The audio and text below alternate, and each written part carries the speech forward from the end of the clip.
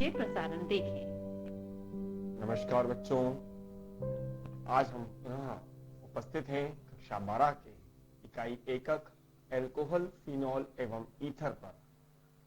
इस वीडियो की नई श्रृंखला में आपके साथ मैं संजय कुमार श्रीवास्तव, उच्च माध्यमिक शिक्षक रसायन शास्त्र, शासकीय उत्कृष्ट उच्चतर माध्यमिक विद्यालय नसोलागंज जिला सीहोर से।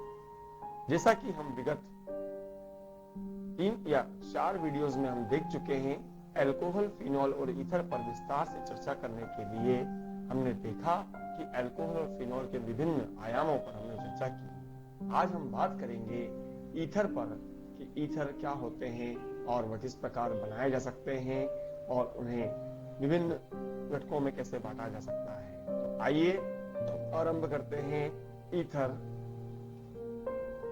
ईथर वास्तव में ईथर जल के डाई एल्किल व्युत्पन्न कहलाते हैं। जैसा कि मैंने आपसे प्रथम वीडियो में चर्चा की थी अल्कोहल और ईथर और फिनॉल के साथ परिचय पर, तो ईथर वास्तव में जल के डाई एल्किल व्युत्पन्न कहलाते हैं। यहाँ पर लाल बिंदु ऑक्सीजन परमाणुओं को, 2 काले बिंदु कार्बन परमाणुओं को, जबकि 3 सफेद बिंदु एक कार्बन से जुड़े और दूसरे कार्बन से जुड़े हाइड्रोजन परमाणु को व्यक्त करते हैं। अतः एल्किल के हाइड्रोजन द्वारा प्रतिस्थापित करने पर जल के अणु से ईथर को प्राप्त किया जा सकता है। इस यूनिट में, इस अध्याय में हम इस बात की चर्चा करेंगे कि ईथर का वर्गीकरण कैसे होता है, नामकरण कैसे होता है, वैसे कि हम पहले वाले वीडियोस में आपको बता चुके हैं। हम विचार करेंगे बनाने की विधियों पर, ईथर के भौतिक गुणों एवं रासायनिक गुणों पर और हमारे दैनिक जीवन में ईथर का क्या उपयोग है। तो हम यहाँ पर उपस्थित हैं ईथर को विस्तार से समझने के लिए, चूंकि यहाँ मैंने आपको बताया है कि यह अध्याय कक्षा 12वीं के पाठ्यक्रम की दृष्टि से 4 अंक के लिए है। तो यह 4 अंक का अध्याय रासायनिक अभिक्रियाओं के संबंध में, रासायनिक अभिक्रिया के टिप्पणी के रूप में, संक्षिप्त टिप्पणी के रूप में, समीकरण को लिखवाने के रूप में, प्रयोगशाला विधि के रूप में या उनके भौतिक गुणों के आधार पर उनका प्रभाव देखने के लिए प्रयुक्त किया जाता है। ईथर वास्तव में जल के डाई एल्किल व्युत्पन्न कहलाते हैं, जिसमें एक ऑक्सीजन परमाणु से 2 एल्किल मूलक संलग्न रहते हैं और ऑक्सीजन परमाणु पर 2 एकाकी इलेक्ट्रॉन युग्म की उपस्थिति होती है। यह एकाकी इलेक्ट्रॉन युग्म ऑक्सीजन के अंतिम कोश में उपस्थित इलेक्ट्रॉनों की संख्या को दर्शाता है। यह ईथर को वर्गीकृत करके देखें तो साधारण नाम के लिए एल्किल अथवा एल समूह को नाम अंग्रेजी वर्णमाला के वर्णात्मक क्रम में अलग अलग लिखकर अंत में ईथर शब्द लिख दिया जाता है। इस वर्गीकरण की श्रृंखला में हम देखते हैं, हम पाते हैं कि जब कभी भी ऑक्सीजन परमाणु से दोनों एल्किल मूलक एक ही समान, एक ही कार्बन के जुड़े होते हैं तो उसे हम सरल ईथर कहते हैं।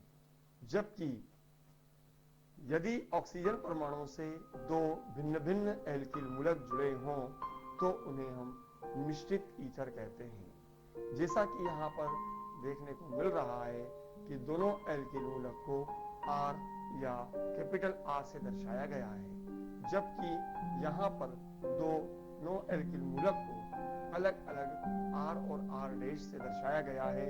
इसका अभिप्राय यह है कि एल्किल समूह यहाँ पर भिन्न भिन्न हैं, जिन्हें हम मिश्रित ईथर कहते हैं, जबकि एल्किल मूलक समान हो तो उन्हें हम सरल ईथर के नाम से जानते हैं। आइए आगे बढ़ते हैं।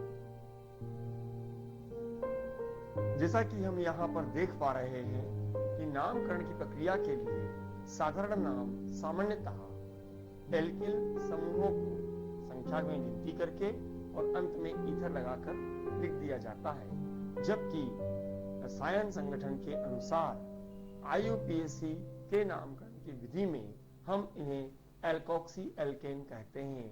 अर्थात जिस ऑक्सीजन परमाणु से एक एल्किल समूह जुड़ा होता है उसे हम एल्कोक्सी समूह कहते हैं, जबकि अन्य समूह को हम यथावत पुकारते हैं, बुलाते हैं, लिखते हैं। किंतु नामकरण की इस प्रक्रिया में जब दोनों प्रकार के एल्किल समूह भिन्न भिन्न कार्बन संख्या वाले होते हैं तो हम इसे छोटे समूह अर्थात कम कार्बन परमाणु के साथ ऑक्सीजन को जोड़ते हैं और उसके पश्चात हम एल्किल मूलकों का नामकरण करते हैं, जैसा कि यहाँ पर लिखा हुआ है।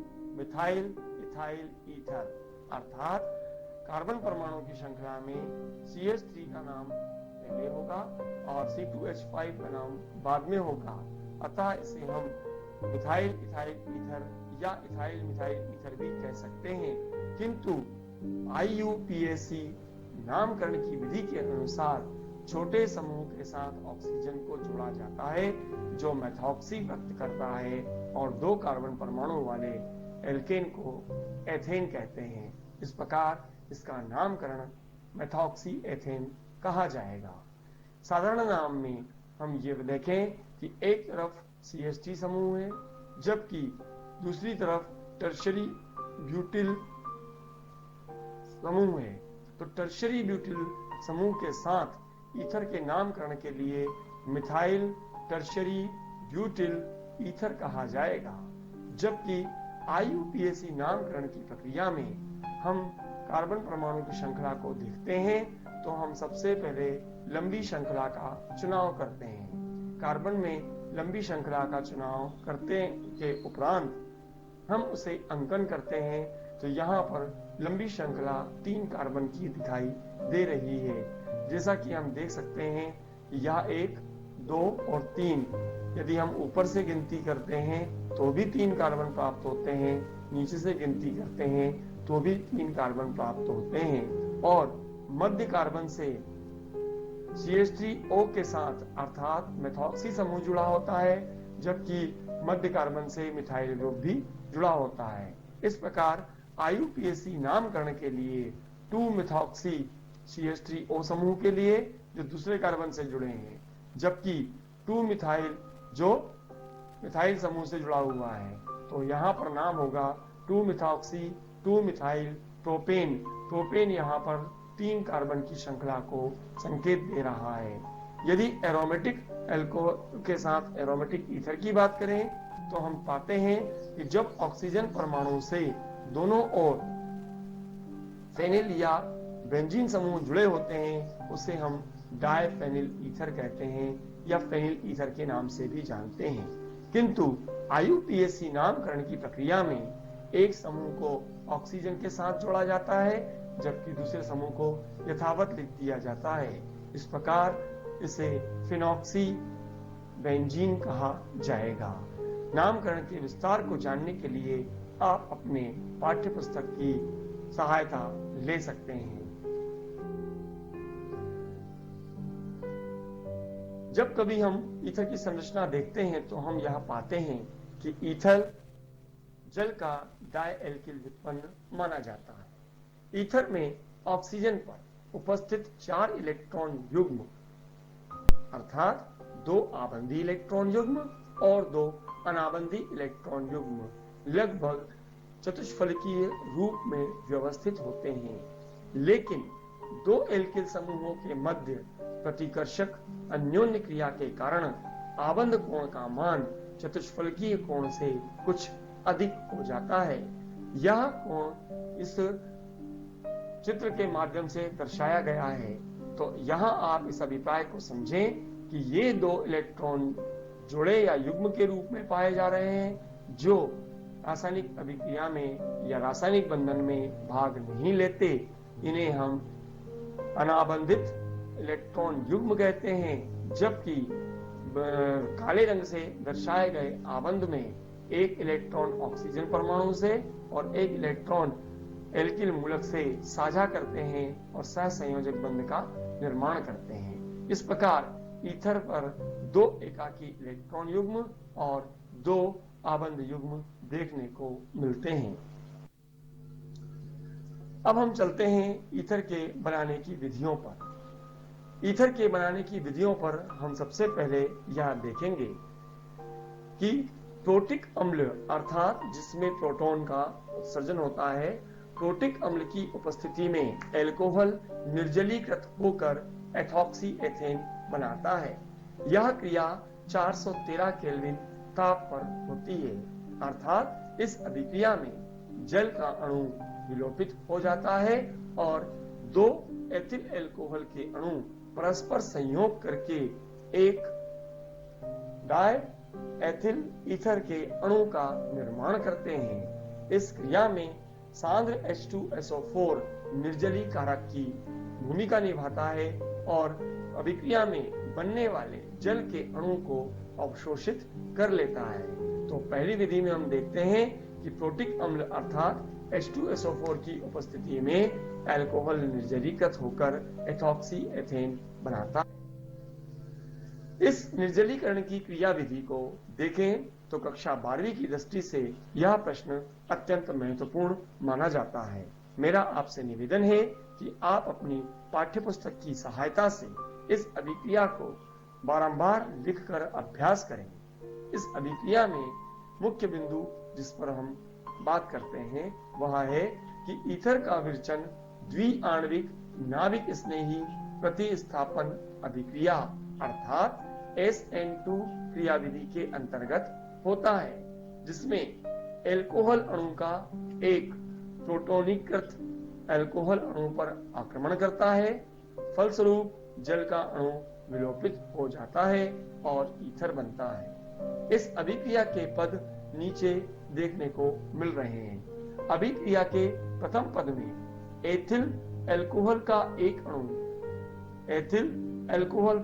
अणु अम्ल के हाइड्रोजन आयन के साथ जुड़कर एक मध्यवर्ती का निर्माण करता है, जिसे हम प्रोटोनित एल्कोहल अणु कहते हैं। प्रोटोनित एल्कोहल अणु जल के एक अणु को खोकर कार्बोकेटायन बना देता है। कार्बोकेटायन CH3CH2 यहाँ पर एथाइल कार्बोकेटायन के रूप में व्यक्त किया गया है, जो एल्कोहल के एक अन्य अणु के साथ संयोग करके प्रोटोनीकृत डाई एल्किल ईथर का अणु बनाता है। डाई एथिल ईथर का प्रोटोनीकृत अणु अगली और अंतिम अवस्था में हाइड्रोजन आयन या प्रोटॉन को खोकर डाई एथिल ईथर का निर्माण करता है। यह क्रिया 3 पदों में पूर्ण होती है। इस समीकरण का, इस रासायनिक अभिक्रिया का अध्ययन आप बारंबार करें, इसकी अभ्यास करें और पुस्तक में लिख कर देखें। आवश्यकता पड़ने पर आप अपने विषय शिक्षक से बात कर सकते हैं और इसको विस्तार से जान सकते हैं। आइए हम आगे बढ़ते हैं। बनाने की अगली विधि में एक महत्वपूर्ण अभिक्रिया है जिसे हम विलियमसन संश्लेषण कहते हैं। यह सममित एवं असममित ईथर को बनाने की एक महत्वपूर्ण प्रयोगशाला विधि है। असममित एवं सममित से यहाँ पर अभिप्राय दोनों एल्किल समूहों को समान या दोनों एल्किल समूहों का एक दूसरे से भिन्न होना है। इस विधि में एल्किल हैलाइड की सोडियम एल्कोक्साइड, ध्यान दीजिएगा, एल्किल हैलाइड की सोडियम एल्कोक्साइड के साथ अभिक्रिया कराई जाती है तो ईथर प्राप्त होते हैं। यहाँ एक उदाहरण के द्वारा आपकी पाठ्यपुस्तक से अभिक्रिया ली गई है जो दिखाई दे रही है। Ethyl bromide C2H5Br, ethyl bromide C2H5Br alkyl halide के रूप में प्रयुक्त किया जा रहा है, जबकि सोडियम टर्शरी ब्यूटॉक्साइड जो सोडियम एल्कोक्साइड के रूप में प्रयुक्त किया जा रहा है। शुष्क ईथर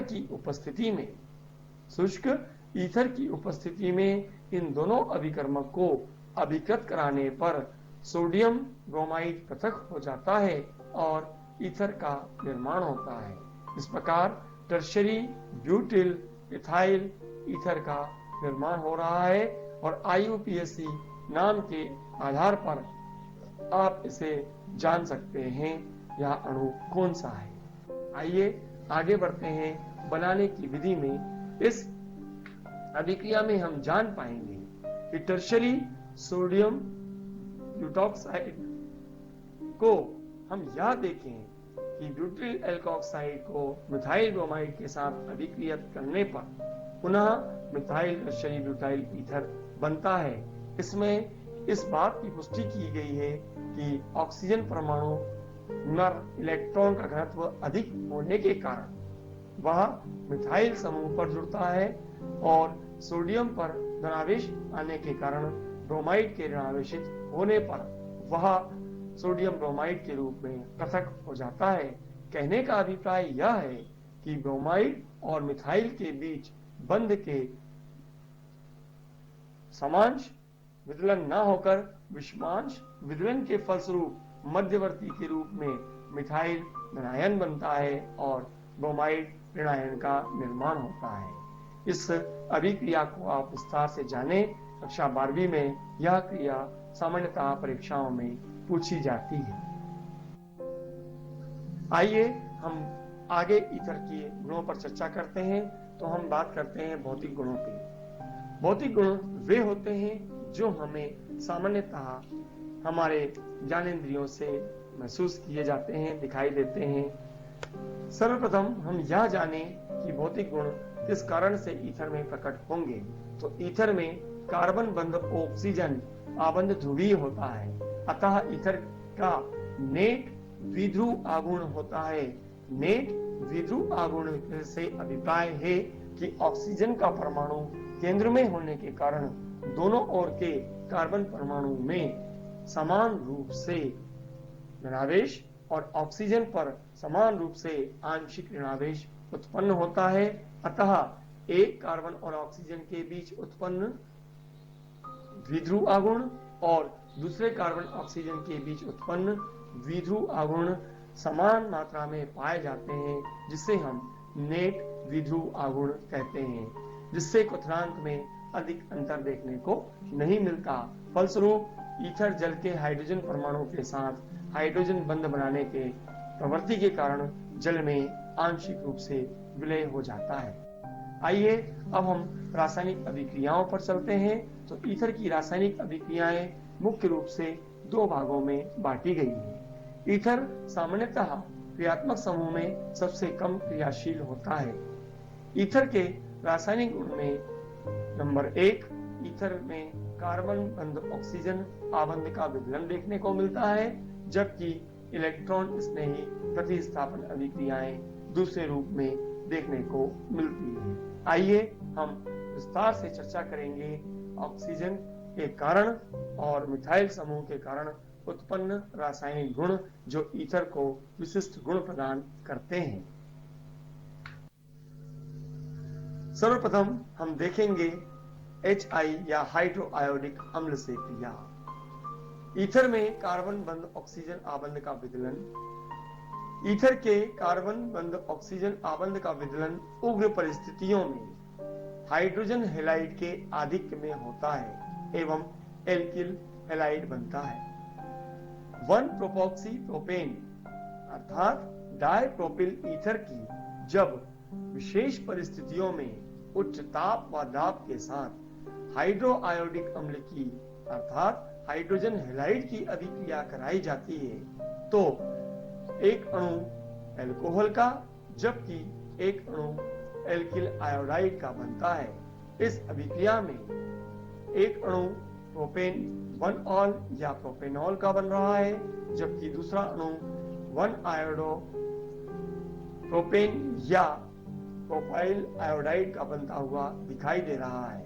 यह क्रिया सामान्य परिस्थितियों में देखने को नहीं मिलती, अतः उच्च ताप एवं दाब की आवश्यकता होती है।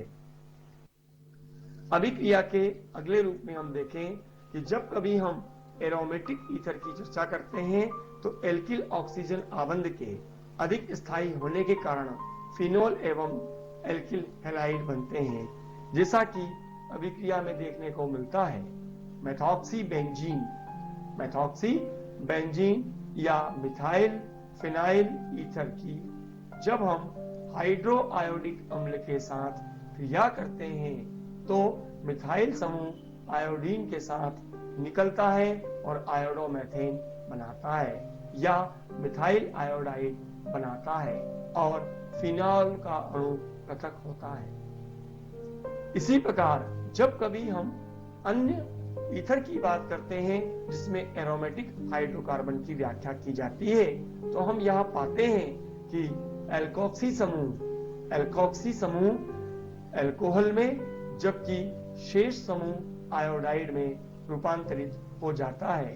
तो बेंजाइल इथाइल ईथर को यदि हाइड्रो आयोडिक अम्ल से अभिकृत करते हैं तो एक अल्कोहल का अणु बनता है जबकि एक अन्य अणु बेंजिल आयोडाइड होता है। आइए अन्य अभिक्रियाएं आगे देखते हैं। अगली अभिक्रियाओं में हम यह जानेंगे कि इलेक्ट्रॉन स्नेही प्रतिस्थापन अभिक्रियाएं कैसे होती हैं। चूंकि ईथर का एल्कोक्सी समूह में उपस्थित ऑक्सीजन परमाणु उच्च विद्युत ऋणी है जो इलेक्ट्रॉन स्नेही प्रतिस्थापन अभिक्रियाओं में अपनी महत्वपूर्ण भूमिका निभाता है। इस अभिक्रिया में हमें नाइट्रीकरण, हैलोजनीकरण, सल्फोनीकरण एवं फ्रीडल-क्राफ्ट अभिक्रिया देखने को मिलती है। यहाँ हम फ्रीडल-क्राफ्ट अभिक्रिया के उदाहरण से इसे समझ सकने का प्रयास करेंगे। तो पहली है फ्रीडल-क्राफ्ट अभिक्रिया जिसमें दो भाग होते हैं, एल्किलीकरण या एसिटिलीकरण। आज हम यहाँ पर एसिटिलीकरण की चर्चा करते हैं। फ्रीडल-क्राफ्ट अभिक्रिया एनिसोल फ्रीडल-क्राफ्ट अभिक्रिया देता है। यहाँ मिथाइल फिनाइल ईथर को एनिसोल के नाम से भी जाना जाता है जो निर्जल AlCl3 अर्थात निर्जल एल्यूमिनियम क्लोराइड जो कि एक लुईस अम्ल की भांति व्यवहार करता है, उत्प्रेरक की उपस्थिति में एल्किल हैलाइड तथा एसिल हैलाइड की अभिक्रिया द्वारा ऑर्थो और पेरा प्रतिस्थापी बनाते हैं। इस अभिक्रिया में एनिसोल या मिथाइल फिनाइल ईथर एथेनॉइल क्लोराइड या एसिटिल क्लोराइड के साथ निर्जल एल्यूमिनियम क्लोराइड की उपस्थिति में योगात्मक यौगिक बनाता है जो दो प्रकार के प्रतिस्थापी निर्मित करता है जिसमें एक अधिक मात्रा में और दूसरा यौगिक या समावयवी कम मात्रा में प्राप्त होता है। यहाँ पर ऑर्थो स्थिति पर एक एसिटिल समूह जुड़ा होता है जो 2-मिथॉक्सी एसिटोफिनोन कहलाता है जिसकी मात्रा कम या न्यून होती है, जबकि दूसरा अणु 4-मिथॉक्सी एसिटोफिनोन बनाता है जो अधिक मात्रा में प्राप्त होता है। यह दोनों समावयवी एक ही अणु के दो अलग अलग रूपों में व्यक्त किए जाते हैं। समावयवी वे होते हैं जिनके अणुभार और अणुसूत्र तो समान किंतु संरचना सूत्र भिन्न भिन्न होते हैं। इस प्रकार की अभिक्रियाएं नाइट्रीकरण, हैलोजनीकरण, सल्फोनीकरण और फ्रीडल-क्राफ्ट अभिक्रिया का एल्किलीकरण आपकी पुस्तक में आप देख सकते हैं। यहाँ एक और अन्य उदाहरण से हम इस अभिक्रिया को समझते हैं कि ईथर की कुछ विशेष अभिक्रियाएं भी होती हैं जिसमें अभिक्रिया है हैलोजनीकरण। ईथर पर अंधकार में क्लोरीन की क्रिया कराने पर मोनो व्युत्पन्न बनते हैं जबकि प्रकाश की उपस्थिति में पर क्लोरो डायएथिल ईथर का निर्माण होता है। यहाँ अभिप्राय यह है कि जब यह अभिक्रिया प्रकाश की अनुपस्थिति अर्थात अंधकार में करवाई जाती है तो ईथर क्लोरीन के साथ अभिक्रिया करके एक हाइड्रोजन प्रतिस्थापित कर देता है और मोनोक्लोरो डायएथिल ईथर बनाता है। जबकि यही अभिक्रिया यदि प्रकाश की उपस्थिति में होती है और क्लोरीन की अधिक मात्रा प्रयुक्त की जाती है तो डायएथिल ईथर के समस्त हाइड्रोजन परमाणु क्लोराइड परमाणु के द्वारा प्रतिस्थापित हो जाते हैं और पर क्लोरो डाइएथिल ईथर बनाते हैं, जिसमें समस्त हाइड्रोजन परमाणु समस्त क्लोराइड परमाणु के द्वारा प्रतिस्थापित होते हुए दर्शाए गए हैं। C2Cl5 बंध O बंध C2Cl5 जिसे पर क्लोरो डाइएथिल ईथर कहा जाता है और समस्त हाइड्रोजन परमाणु क्लोरीन परमाणु के साथ 10 अणु हाइड्रोजन क्लोराइड गैस के बनाते हैं। इस प्रकार हैलोजनीकरण की इस विशेष क्रिया को भी आपको देखना चाहिए। आइए हम आगे बात करें ईथर के हमारे दैनिक जीवन में क्या उपयोग है। तो ईथर साधारणतः कार्बनिक विलायकों के रूप में प्रयुक्त होता है, अतः हम देखते हैं औद्योगिक स्तर पर विभिन्न कारखानों में जब विशिष्ट प्रकार के कार्बनिक यौगिकों का विलयशील किया जाता है तो वहां पर ध्रुवीय विलायक जैसे ईथर का उपयोग होता है। ध्रुवीय विलायक से अभिप्राय उन्हीं बातों से है, ऑक्सीजन का अपने इलेक्ट्रॉन युग्म को आकर्षित करने की प्रक्रिया से। ईथर का उपयोग अनेक यौगिकों के निर्माण में भी किया जाता है, जैसे अभी हमने देखा पर क्लोरो डाइएथिल ईथर का निर्माण ईथर से किया जा सकता है। इस प्रकार अल्कोहल के निर्माण में तथा अन्य यौगिकों के निर्माण में भी ईथर का उपयोग प्रयोगशालाओं में और औद्योगिक स्तर पर किया जाता है। ईथर का उपयोग विभिन्न प्रकार के पेंट, वार्निश तथा पॉलिश करने के रसायनों के उत्पादन में भी किया जाता है और अन्य उपयोग आप अन्य सामग्री से भी प्राप्त कर सकते हैं। अभ्यास प्रश्न के लिए हम देखें कि इसमें सामान्यतः किस प्रकार के प्रश्न देखने को मिलते हैं। तो वे प्रश्न हैं, ईथर के सामान्य गुण लिखिए, अल्कोहल एवं ईथर की सामान्य गुणों के आधार पर तुलना कीजिए और महत्वपूर्ण है विलियमसन संश्लेषण पर टिप्पणी लिखिए तथा अन्य अभिक्रिया के रूप में एरोमेटिक ईथर की फिडेलक्राफ्ट अभिक्रिया रासायनिक समीकरण सहित लिखिए। इस प्रकार हमने आज जाना कि ईथर के सामान्य गुणों पर किस प्रकार से प्रकाश डाला जा सकता है। इसके अभ्यास की आवश्यकता है। चूंकि समय सीमित होता है, अतः आप अपनी पाठ्य पुस्तक को विस्तार से समझ सकते हैं और समय पर आप अपने शिक्षक से मार्गदर्शन प्राप्त कर सकते हैं। बहुत बहुत धन्यवाद।